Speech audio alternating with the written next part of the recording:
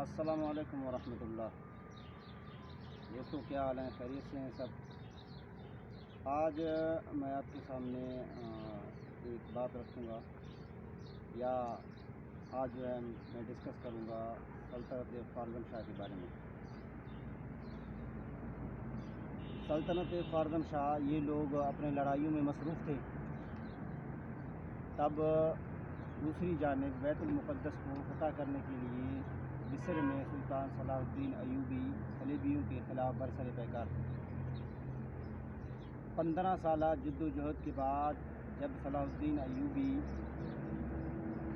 بیت المقدس کو فتح کر رہے تھے، اس وقت یہ خوارزم شاہ سلطنت والے اپنی لڑائیوں میں مصروف تھے،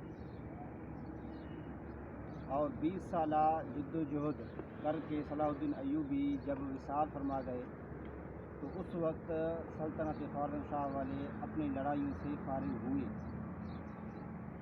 یعنی آپ دیکھیں کہ دوسری طرف بیت المقدس کو فتح کیا گیا، دوسری طرف یہ اپنی لڑائیوں میں مصروف تھے، اور سلطان صلاح الدین ایوبی کے وفات کے بعد ان کے بھتیجے اور بیٹوں نے مل کر سلطان صلاح الدین ایوبی کا جو حصہ تھا زمین کا، وہ سارا تقسیم کر کے گئے۔ کسی کے حصے میں کوئی حصہ، کوئی علاقہ آیا، کسی کے حصے میں دوسرا علاقہ، کسی کے حصے میں تیسرا علاقہ۔ اسی طرح جو سلطان صلاح الدین ایوبی نے ایک حصہ بنایا، وہ ان کے درمیان تقسیم در تقسیم ہو کر رہ گیا۔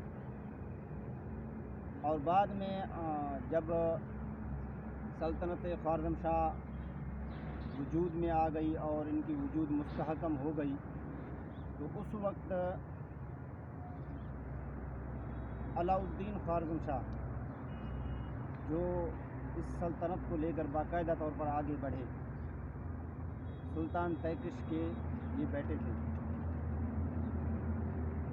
اور ان کی جو ہے سلطنت کے زوال کا سبب کیا بنا، اسباب میں مورخین نے بیان کیا ہے کہ ان کے سلطنت کو تباہی کی طرف لے جانے والے جو اسباب کئی ہیں، لیکن ایک سبب یہ ہے کہ اس نے حضرت نجم الدین کبریٰ رحمۃ اللہ علیہ کے ایک مرید کو، بلکہ خاص خلیفہ کو دریا برد کروایا تھا۔ کس وجہ سے؟ کہ وہ خلیفہ نجم الدین کبریٰ رحمۃ اللہ علیہ کے عالم بھی تھے، وہ درس دیتے تھے، تو ان کے درس میں سلطان علاء الدین خوارزم شاہ کی جو والدہ صاحبہ تھی ترکان خاتون، وہ ان کی مجلس میں جاتی تھی، یعنی خطاب سننے کے لیے جاتی تھیں۔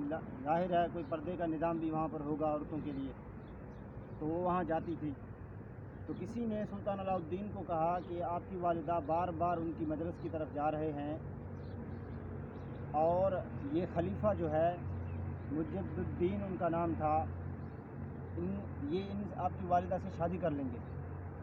تو سلطان علاء الدین ان کی باتوں میں آ گیا، اور اس خلیفے کو لے کر حکم دیا کہ آپ سپاہیوں کو حکم دیا کہ ان کو دریا برد کر دو، اور سپاہی لے جا کر اس کو دریا برد کرائے۔ اور بعد میں جب ان کا غصہ ٹھنڈا ہوا اور بہت سارے ہیرے جواہرات اور بہت سارا مال لے کر حضرت نجم الدین کبریٰ رحمۃ اللہ علیہ کے آستانے پر جا کر کھڑے ہوئے کہ مجھے معاف کر دیں، یا میری جان حاضر ہے اور قصاص میں آپ مجھے قتل کر دیں۔ حضرت نجم الدین کبریٰ رحمۃ اللہ علیہ نے ان کو کہا کہ آپ کی جان قتل کروں تب بھی کوئی فائدہ نہیں، اور یہ سارے ہیرے جواہرات اس کے بدلے میں لے لوں کوئی فائدہ نہیں۔ اب اس کے ایک جان کے بدلے میں بہت ساری ہزار جانیں قتل ہوں گی، میں بھی قتل ہوں گا، تم بھی قتل ہوگے، تمہاری یہ سلطنت بھی برباد ہو جائے گی۔ اور دوسرے اسباب میں سے، یعنی ان کے سلطنت کی تباہی کی طرف لے جانے والے اسباب میں سے ایک سبب یہ ہے، یہ بھی بیان کیا جاتا ہے کہ حضرت شیخ شہاب الدین سہروردی رحمۃ اللہ تعالی علیہ کو سفیر بنا کر بھیجا عباسی خلیفہ ناصر نے۔ اس کے بارے میں فیس بک پر ایک پوسٹ کر چکا ہوں کہ عباسی خلیفہ شیعہ تھا، لیکن آپ دیکھیں کہ اسی خلیفے کی پیغام کو لے کر حضرت شیخ شہاب الدین سہروردی رحمۃ اللہ علیہ سلطان علاء الدین خوارزم شاہ کے دربار میں آتے ہیں، اور وہاں سلطان علاؤالدین خوارزم شاہ نے ان سے مکالمہ ہوئی. حضرت شیخ شہاب الدین سہروردی رحمۃ اللہ علیہ سے انہوں نے ایک مناظرانہ انداز اپنایا، لیکن ان کی عزت بھی کی. تو اس وجہ سے حضرت شیخ شہاب الدین سہروردی رحمۃ اللہ علیہ کی بات کو سلطان علاؤالدین خوارزم شاہ نے نہیں مانا. تو شیخ شہاب الدین سہروردی ناراض ہو کر وہاں سے چلے گئے تھے. تو علاؤالدین خوارزم شاہ کی سلطنت کی تباہی کے اسباب میں سے ایک سبب اسی کو بھی بنایا جاتا ہے.